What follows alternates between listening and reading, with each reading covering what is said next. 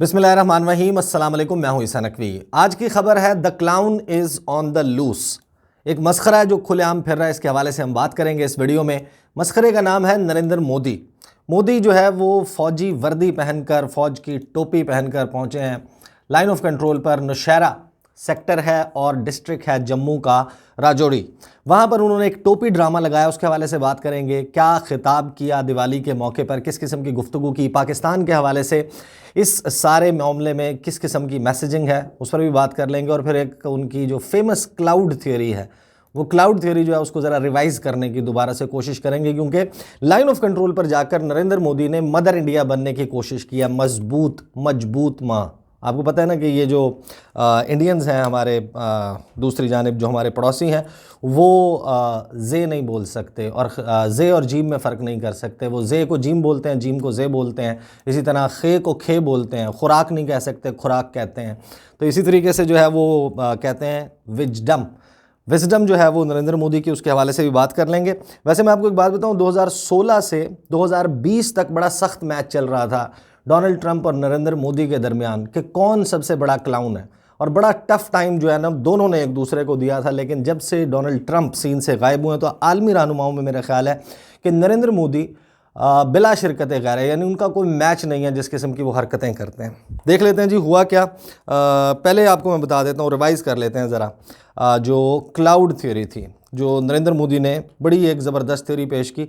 आपको याद होगा कि इन्होंने एक सर्जिकल स्ट्राइक का ड्रामा लगाया था बालाकोट वाला, फरवरी 2019 में, जिस वक्त मकबूजा जम्मू और कश्मीर में एक वाक़या पेश आया। उसके नतीजे में इन्होंने कहा कि हम जो है वो अब पाकिस्तान के ऊपर सर्जिकल स्ट्राइक कैरी आउट करें। उसके बाद नरेंद्र मोदी ने एक इंटरव्यू दिया उस सर्जिकल स्ट्राइक के हवाले से, और उन्होंने कहा कि बड़ी बारिश हो रही थी, तूफ़ानी रात थी।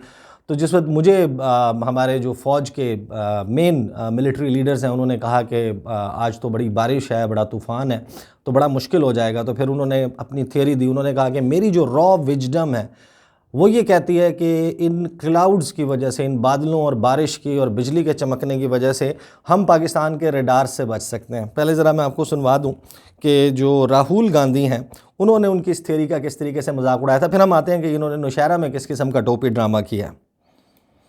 कहते हैं वायुसेना के लोग बैठे थे,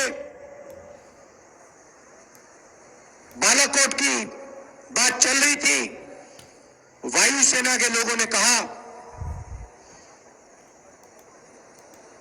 कि बॉम्बिंग करनी है। मेरे पास आए, कहते हैं मौसम खराब है। नरेंद्र मोदी जी कहते हैं एयरफोर्स के अफसरों से, कहते हैं एयर चीफ से, कहते हैं फायदा होगा। बादल में, आंधी में, तूफान में रेडार हवाई जहाज को नहीं देख पाएगा। अच्छा नरेंद्र मोदी जी, जब हिंदुस्तान में बारिश आती है, तूफान आता है, तो फिर क्या पूरे हवाई जहाज रेडार से गायब हो जाते हैं क्या? बहरहाल जी, ये थी उनकी बड़ी फेमस थ्योरी जो उन्होंने क्लाउड थ्योरी पेश की थी कि जो बादल हैं उनमें भारत के, इंडिया के तैयारे जो हैं वो पाकिस्तानी रडार से बच जाएंगे। उस सर्जिकल स्ट्राइक के बारे में बाद में बात करेंगे। 2016 में भी इंडिया ने एक ड्रामा लगाया था और इसी ड्रामे से रिलेटेड है ये वाला टोपी ड्रामा जो लाइन ऑफ कंट्रोल पर जाके किया। और इसकी टाइमिंग समझने की बहुत ज़्यादा ज़रूरत है कि किस वक्त ये ड्रामा इंडिया के प्राइम मिनिस्टर लगा रहे हैं और एक फुल फ्लेजेड PR एक्सरसाइज नज़र आती है। दो तीन चीज़ें चल रही हैं। एक तो रियासती इंतखाबात, ख़ास तौर पर गोवा में इंतखाबात होने जा रहे हैं। गोवा वो रियासत है जहाँ पर मनोहर पारेकर जहाँ के चीफ मिनिस्टर थे, और उससे पहले जिस वक्त 2016 में भारत ने ये ड्रामा लगाया, जब उड़ी का इंसिडेंट हुआ उसके बाद कि हमने सर्जिकल स्ट्राइक किया, उस वक्त डिफेंस मिनिस्टर थे मनोहर पारिकर और नरेंद्र मोदी बहुत अच्छे दोस्त रहे हैं। वो उसके बाद मनोहर पारिकर के फौत हो जाने के बाद बीजेपी वहाँ पर बड़ी कमज़ोर नज़र आती है और नहीं लगता कि वो इस स्टेट को बचा पाएंगे। तो दोबारा एक दफ़ा जो है वो एक किस्म का मंत्रा जो है उसको स्टार्ट किया जा रहा है। दूसरा, आपको मालूम है कि इस वक्त लाइन ऑफ एक्चुअल कंट्रोल पर चीन से जिस किस्म की मार पड़ी और वो जो 56 इंच की छाती का इमेज था वो ख़राब हुआ, उसको रिस्टोर करने के लिए कोशिशें की जा रही है, PR एक्सरसाइज की जा रही है। क्योंकि इस वक्त पाकिस्तान और इंडिया के दरमियान ख़ास तौर पर लाइन ऑफ कंट्रोल पर कोई एक्टिव महाज नहीं चल रहा। हम सबको मालूम है कि 25 फरवरी के बाद से वहाँ पर हालात तकरीबन नॉर्मल हैं, वहाँ पर कोई बड़ा इंसिडेंट रिपोर्ट नहीं हुआ। एक या दो जो हैं वो बिल्कुल छोटे ऐसे वाक़यात रिपोर्ट हुए थे जिनको बाकायदा एक सीज़ फायर वायलेशन जो है वो डिक्लेयर नहीं किया गया, ना ही उसके ऊपर एहतजाज जिस तरीके से रूटीन में होता है पाकिस्तान इंडिया से, इंडिया पाकिस्तान से करता है अगर इस किस्म का कोई इंसिडेंट हो, वो भी नहीं हुआ।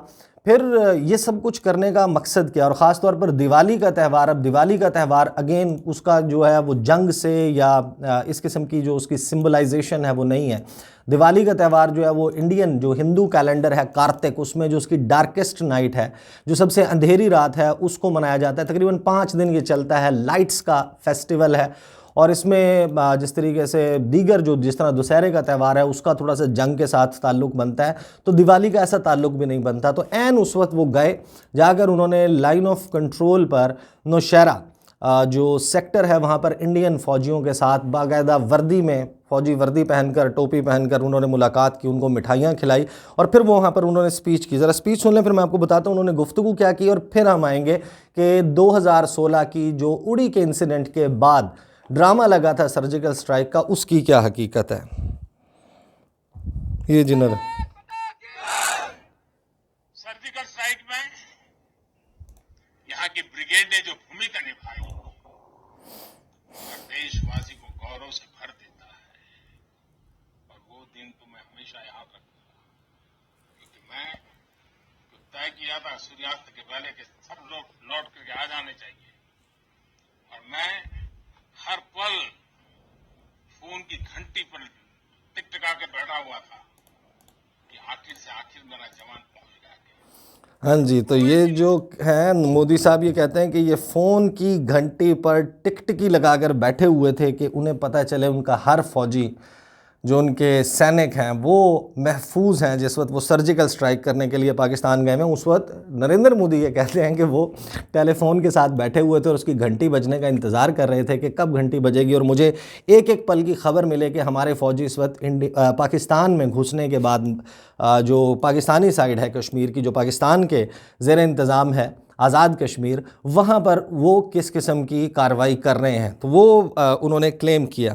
मैं आपको बता देता हूँ उन्होंने गुफ्तगू क्या की और फिर हम आएंगे सर्जिकल स्ट्राइक के ड्रामे की तरफ। हिंदुस्तान टाइम्स लिख रहा है जी, will remember the day forever, PM Modi lauds role of jawans in surgical strikes, कि हम हमेशा ये दिन याद रखेंगे। अब ये दिन तो 29 सितंबर का था, तकरीबन 17-18 सितंबर को उड़ी का इंसिडेंट हुआ। उस वक्त वाक़या ये हुआ था कि 4 मुजाहिदीन फ्रीडम फाइटर्स वो घुसे उड़ी में, जो इंडियन आर्मी का कैंप है, बेस है, वहाँ पर उन्होंने अटैक किया और 19 भारतीय फ़ौजी उस हमले में मारे गए। और जाहिर है कि इंडिया उसका इमेज, और अगेन मोदी का 56 इंच की छाती का इमेज बड़ा डिस्टर्ब हुआ कि 4 ऐसे लोग जो फ्रीडम फाइटर्स हैं, जिनकी कोई बहुत ज़्यादा तरबियत नहीं है, वो इंडिया जो ख़ुद को दुनिया की बड़ी फ़ौज में से बताता है, अपनी आर्मी के हवाले से बहुत ज़्यादा बोस्ट करता है, उसके 19 जो फ़ौजी हैं वो मारे गए। इस किस्म के जो तकरीबन सेमी ट्रेंड कह सकते हैं कि बहुत ज़्यादा ट्रेंड फ्रीडम फाइटर्स नहीं थे, उन्होंने मार दिया। उस वक्त बड़ा इमेज का मसला बन गया था।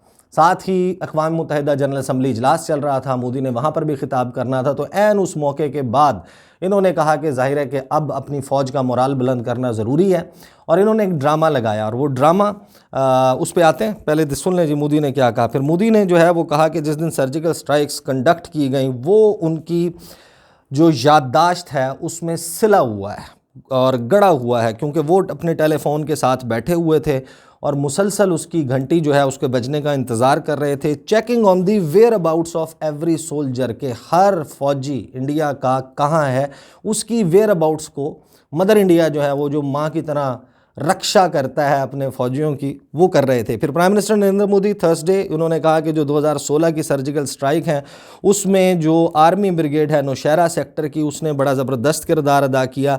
और पाकिस्तान में कोट एंड कोट ये उनका मौक़िफ़ है कि मिलिटेंट लॉन्च पैड्स उनके ऊपर अटैक किया।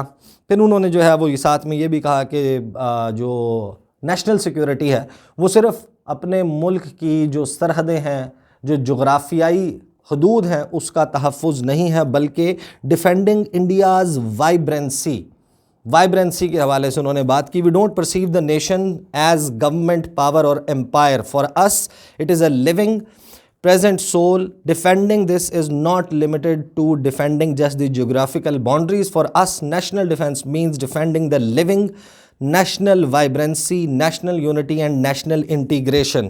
इसकी हिफाजत। अब नेशनल इंटीग्रेशन आपको पता है कि जो 7 सिस्टर स्टेट्स हैं वहाँ पर क्या चल रहा है। इसी तरीके से आपको नेशनल यूनिटी के बारे में पता है। आपको पता है कि त्रिपुरा में और किसानों के साथ क्या हो रहा है, मुसलमानों के साथ क्या हो रहा है, वहाँ पर दीगर जो अक़लियतें हैं उनके साथ क्या हो रहा है। तो आप अंदाज़ा लगा लें कि ये किस नेशनल यूनिटी की बात कर रहे हों। और लिविंग नेशनल वाइब्रेंसी, उसकी हिफाजत करना भी नेशनल सिक्योरिटी है। नेशनल वाइब्रेंसी के आगे आप क्रिकेट मैच हार जाते हैं तो फिर आप अपने क्रिकेट की टीम के कप्तान की 10 माह की बच्ची को रेप थ्रेट्स देते हैं।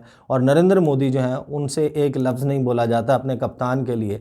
मोहम्मद शामी को मुसलमान होने की वजह से आप टारगेट करना शुरू कर देते हैं। उसको डिफ़ेंड करने वाला विराट कोहली के अलावा कोई नहीं। विराट कोहली डिफ़ेंड करता है तो उसके साथ क्या होता है ये भी आपको मालूम है। तो ये इनकी जो नेशनल वाइब्रेंसी है, नेशनल यूनिटी और नेशनल इंटीग्रेशन, उसके हवाले से उन्होंने बात की। साथ ही उन्होंने 2016 की स्ट्राइक्स को बड़ा बढ़ा चढ़ाकर बयान किया। फिर उन्होंने अपनी जो फ़ौजी अज़ाइम हैं और लद्दाख, अरुणाचल प्रदेश और इस जगह पर जो कनेक्टिविटी के प्रोजेक्ट्स चल रहे हैं उसके हवाले से बहुत इन्होंने बोस्ट किया।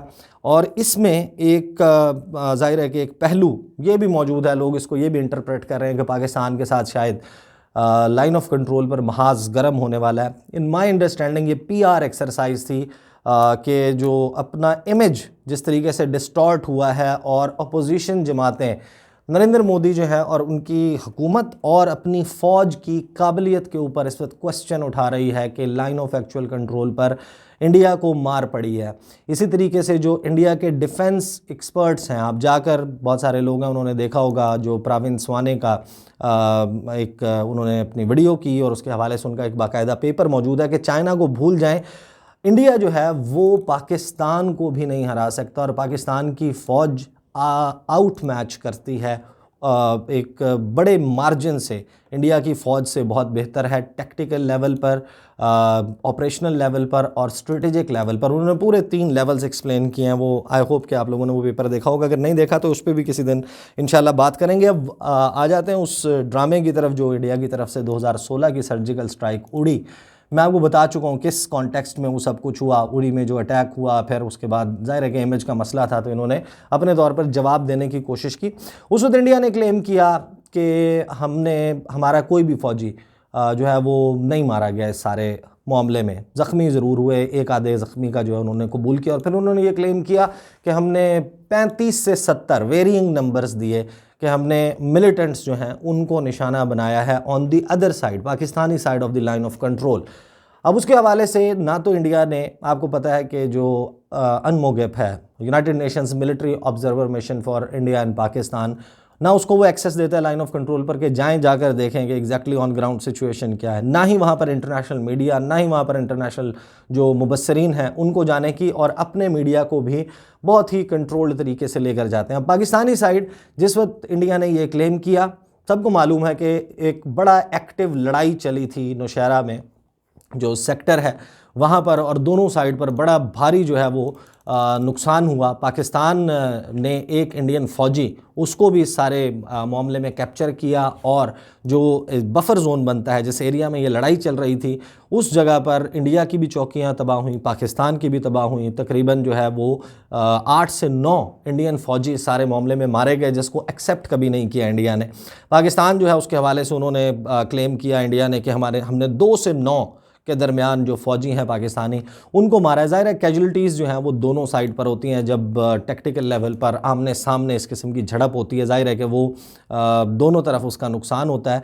ये सारा वाक़या हुआ था। पाकिस्तान उससे अगले दिन BBC, Reuters, Voice of America, name and international organisation जो पाकिस्तान में मौजूद हैं उन सब को उस मकाम पर लेकर गया जिसके मैप कोऑर्डिनेट्स के बारे में इंडिया का दावा था कि यहाँ पर सर्जिकल स्ट्राइक की गई और हमने तबाह कर दिया, मलिया मेट कर दिया। वहाँ पर स्ट्रक्चर्स इंटैक्ट थे, बिल्डिंग्स इंटैक्ट थी, भारी जो नुकसान नज़र आ रहा था वो सिर्फ मोर्चों की जानिब, जहाँ पर चौकियाँ बनी हुई हैं और उसके साथ एक दो इमारतें, जिससे नज़र आता था कि जैसे एक आपने रॉकेट या कोई चीज़ आपने मार्टर जो है वो मारा और वो मिस करके अपना निशाना चूकते हुए साइड पर जाकर गिरा और उससे डैमेज हुआ हुआ ज़रूर नज़र आ रहा था। जाहिर है कि लोग ज़ख्मी भी हुए थे। फिर इन्होंने जाली किस्म के स्टिंग ऑपरेशंस करके साबित करने की कोशिश की कि हमने ये सर्जिकल स्ट्राइक कैरी आउट किया, लेकिन BBC समेत जितने इदारे हैं, अगरचे उन्होंने ये ज़रूर कहा कि हमें जो है वो बड़ी हिफाजत में उस सारे मकाम पर ले जाकर दिखाया गया, लेकिन बाद में उन्होंने ये ज़रूर कहा कि इंडिपेंडेंटली जब हमने इस सारे मामले को देखा है तो कहीं पर ये